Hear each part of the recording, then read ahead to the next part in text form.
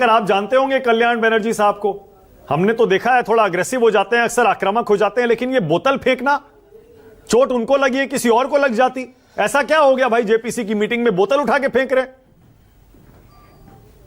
नहीं मलिक जी, बिल्कुल सही बात है, और इस बात को किसी भी तरीके से इसको जायज नहीं ठहराया जा सकता कि ठीक है आपका फ्रस्ट्रेशन है, कुछ भी है, लेकिन आप चयनित होकर आप जाते हैं संसद जैसे एक गरिमामय जगह में आप बैठ रहे हैं, वहां पे अगर फ्रस्ट्रेशन को कंट्रोल न किया जा सके तो ये वाकई ये किसी भी सांसद के लिए एक शर्मसार होने की बात बन जाती है।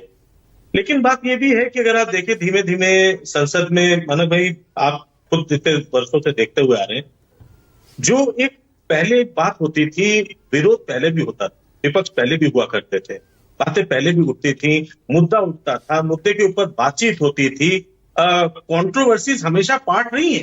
कंट्रोवर्सीज इसीलिए है क्योंकि उसके ऊपर विवाद है, विवाद नहीं होता तो जेपीसी क्यों बैठता साहब? विवाद है तभी तो जेपीसी है। लेकिन जब प्रॉब्लम यह है जब आप किसी दूसरे के व्यू को, ओपिनियन को सुनना ही ना चाहे।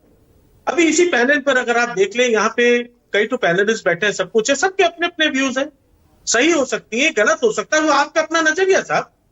लेकिन अगर ये कह दिया जाए कि नहीं भाई उस अगले की बात सुननी ही नहीं है, तो भाई साहब बैठाया क्यों? 3 बार बोल चुके थे शुभंकर, 3 बार बोल चुके थे कल्याण बनर्जी साहब, हर बैठक में ही बोले मोहन। हाँ सॉरी मैंने सुना नहीं, 3 बार बोल चुके थे कल्याण बनर्जी साहब, फिर से बोलना चाह रहे थे प्रेजेंटेशन के बीच, बार बार टोक रहे थे। तीनों बार अभिजीत गंगोपाध्याय ने तीनों बार उनको बीच में टोक दिया।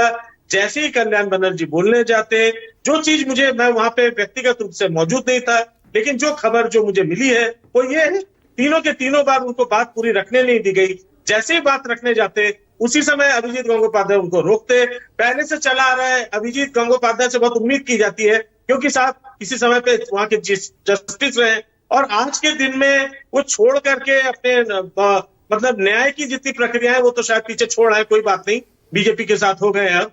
लेकिन इनसे इन सब बातों से एक बात जरूर क्लियर होती है कि किस लेवल का फ्रस्ट्रेशन बना दिया गया है। विपक्षियों को आपने कितना ज्यादा उनका स्वर दबाने का काम कर दिया है कि आज के दिन में मतलब एक ऐसी जगह में, एक ऐसे गरिमामय स्थल पे अगर आदमी का अगर गुस्सा फूट जाता है तो कहीं ना कहीं ये बात, ताली एक हाथ से नहीं बजती साहब, कहीं ना कहीं इसको जो है आपने ज्यादा चिंगारी दी है, तो इस मामले को तो आपको इस तरीके से भी देखना पड़ेगा। नहीं देखिए ना, आपने दोनों बात कर दिया। आपने एक तरफ ये भी कह दिया कि नहीं अच्छी बात नहीं है बोतल फेंकना, लेकिन साथ में जस्टिफाई भी कर दिया कि नहीं उनको तो फोर्स किया गया, मजबूर किया गया, इसीलिए उन्होंने बोतल फेंक दी। देखिए बोतल उन्होंने किसी को फेंक के नहीं मारा, किसी को चोट करने की वजह से नहीं मारा, उनका कोई ऐसा उद्देश्य नहीं था, उन्होंने अपने आप को चोटिल कर लिया, पटक दिया टेबल पे अपने सामने, जिस वजह से बोतल टूटा, उनके हाथ में इंजरी आई। तो आपने भी देखा अपने गुस्से से खुद को ज्यादा चोट पहुंचा बैठे कल्याण भाई, ऐसा नहीं होना चाहिए था। लेकिन मैं बार बार कह रहा हूं कि जिस हिसाब से चीजें घटी, आप अगर स्वर दबाएंगे यहाँ पे पैनल पे, अगर मैं सोचिए अगर किसी को ना बोलने दूं, यहीं पे हमने कई बार देखा है, हमारे प्रेम भाई भी बैठे हैं, जरा से में गुस्सा आ जाते हैं, लेकिन बात यह क्या ऐसे ही गुस्सा आ जाएंगे? कहीं ना कहीं अगर छेड़खानी होती रहेगी उनकी आवाज को दबाया जाएगा।